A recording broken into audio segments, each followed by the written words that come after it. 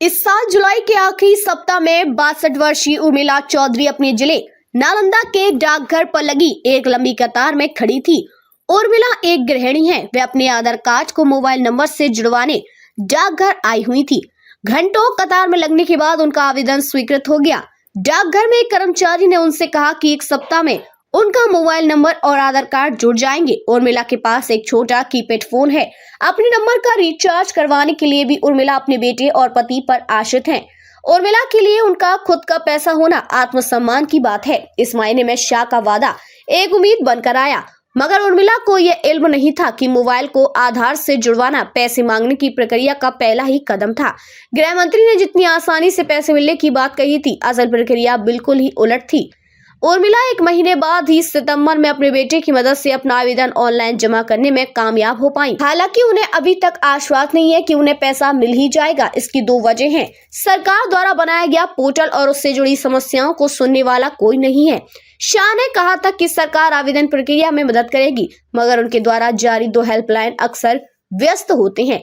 उर्मिला जैसी करोड़ों गृहिणियां, मजदूर और किसान सहारा इंडिया के छोटे निवेशक हैं, जो खुद को इस डिजिटल प्रक्रिया में गुम पाते हैं, जिन्हें ना तो स्मार्टफोन चलाना आता है और ना इंटरनेट। कईयों को तो ये चीजें उपलब्ध ही नहीं है। साइबर कैफे उनके लिए एकमात्र सहारा है, जहां डाटा प्रोटेक्शन राइट्स जैसी चीजें अलग समस्या है। अगर उन्हें अपने पैसों की इतनी जरूरत ना होती तो वे कभी भी खुद को साइबर कैफे, डाकघर, बैंक और निजी एजेंट की सनक के हवाले ना करते। बहरहाल उर्मिला का अनुभव न सिर्फ सरकार के पैसे वापसी के वादों का खुलासा करता है, बल्कि भविष्य के आवेदनकर्ताओं के लिए सीख प्रस्तुत करता है। शाह ने कहा कि निवेशकर्ता को पोर्टल पर अप्लाई करने के लिए सिर्फ 2 चीजों की जरूरत पड़ेगी। पहला, निवेशकर्ता के मोबाइल से जुड़ा बैंक अकाउंट और दूसरा, आधार कार्ड से जुड़ा हुआ मोबाइल नंबर। घोषणा होते ही नालंदा जिले के स्थानीय डाकघर में निवेशकर्ताओं की भीड़ लग गई। लाखों ऐसे छोटे निवेशक थे जिनका आधार नंबर मोबाइल से जुड़ा नहीं था। शाह गृह मंत्री होने के साथ साथ मोदी सरकार द्वारा बनाई गई सहकारिता मंत्रालय के मंत्री भी हैं।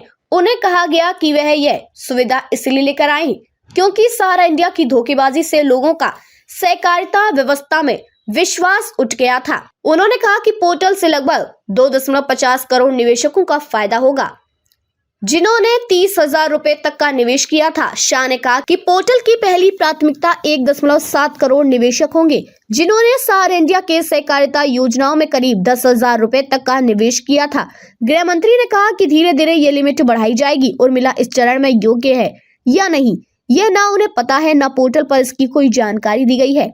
पोर्टल पर यह सूचना नहीं दी गई है कि निवेश की लिमिट 10,000 रुपए है या 30,000 रुपए ही होनी चाहिए। बहरहाल वर्षों से सहारा इंडिया के कार्यालयों में चक्कर काट रहा हर निवेशक अपनी किस्मत आजमाना चाहता है। उर्मिला के पिता ने सहारा की सहकारिता योजना हमारा इंडिया के 20,000 रुपए और 30,000 रुपए के 2 बांड खरीदे थे।